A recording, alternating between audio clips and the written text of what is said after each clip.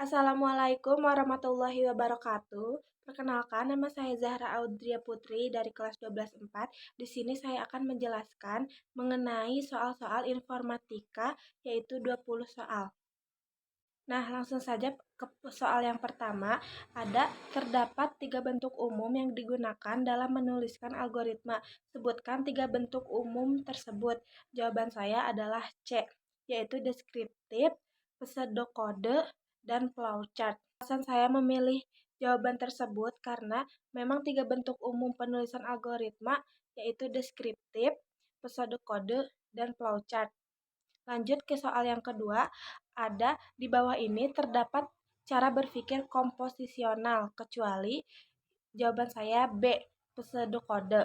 Karena cara berpikir komputasional meliputi dekomposisi, abstraksi, pengenalan pola, dan algoritma. Jadi, pseudokode tidak termasuk karena pseudokode adalah cara menulis algoritma, bukan cara berpikir. Metode ini digunakan untuk menemukan sebuah keteraturan yang ada untuk mendapatkan informasi yang lebih penting atau mencari kesamaan di dalam masalah. Pengertian tahapan apakah itu? B. Pengenalan pola.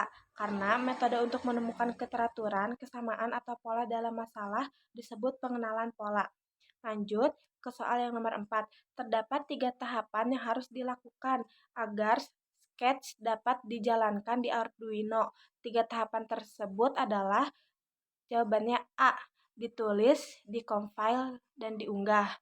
Alasannya, program Arduino harus ditulis, lalu dikompil, dicek errornya, kemudian diunggah ke board. Lanjut, nomor 5 ada yang pertama deskriptif, yang kedua algoritma, yang ketiga pseudokode, yang keempat abstraksi, yang kelima flowchart, dan yang keenam dekomposisi. Pilihlah dengan benar 3 bentuk umum yang digunakan dalam menuliskan algoritma.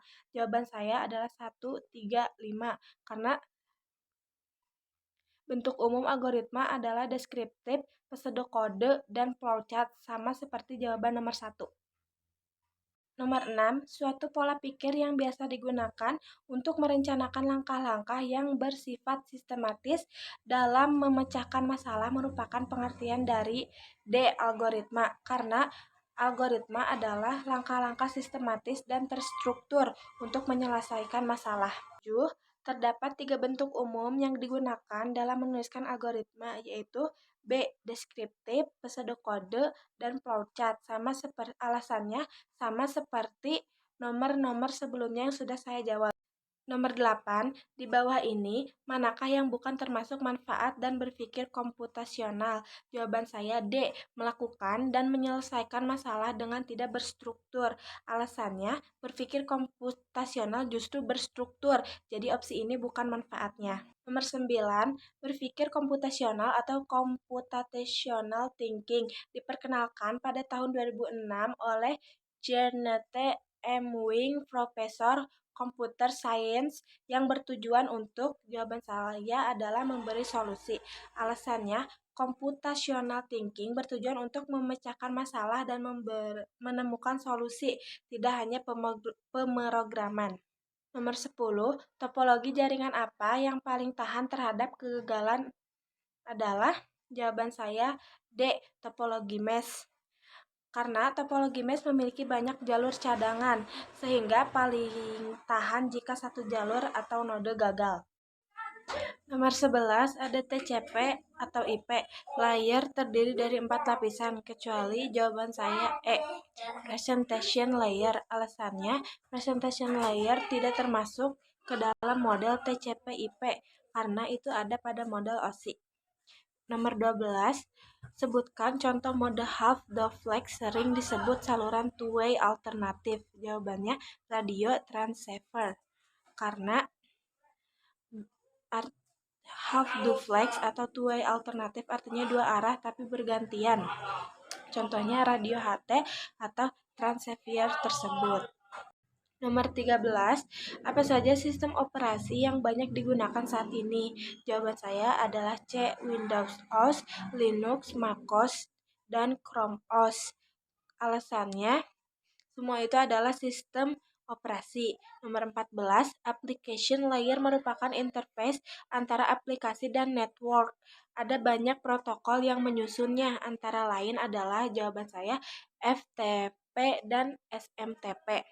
Alasannya keduanya adalah protokol application layer. UDP adalah protokol transport layer, jadi opsi lainnya salah. Nomor 15, ada pada topologi star perangkat jaringan apa yang digunakan? Jawaban saya switch. Topologi star menggunakan switch atau hub sebagai pusat koneksi. Nomor 16, protokol TCP/IP terdiri dari 4 layer atau lapisan, yaitu A. Jawabannya network access layer, internet layer, transport layer, application layer. Alasannya karena 4 lapisan resmi model TCP. Nomor 17, kecepatan transfer data pada jaringan nirkabel adalah D. 4 sampai dengan 16 Mbps, 100 sampai 100 Mbps. Alasannya, kecepatan jaringan nirkabel pada standar lama umumnya di kisaran 1 sampai 2 Mbps. Nomor 18, Network Interface Card atau NIC berfungsi untuk jawabannya D. Menghubungkan komputer dengan jaringan melalui transmisi kabel. Alasannya, NIC berfungsi sebagai penghubung komputer ke jaringan, umumnya melalui kabel jaringan. Nomor 19, berikut adalah bidang pekerjaan dengan spesialisasi dalam hal web developer, kecuali D. Front-end developer dan technical engineering. Alasannya, karena bukan spesialisasi khusus web developer. Nomor 20, untuk menjaga keamanan transaksi pada dompet digital digunakan kode yang hanya berlaku beberapa menit saja. Jawabannya adalah D. OTP. Alasannya, OTP adalah kode keamanan sementara yang hanya berlaku beberapa menit. Sekian dari saya, mohon maaf apabila ada kesalahan. Wassalamualaikum warahmatullahi wabarakatuh.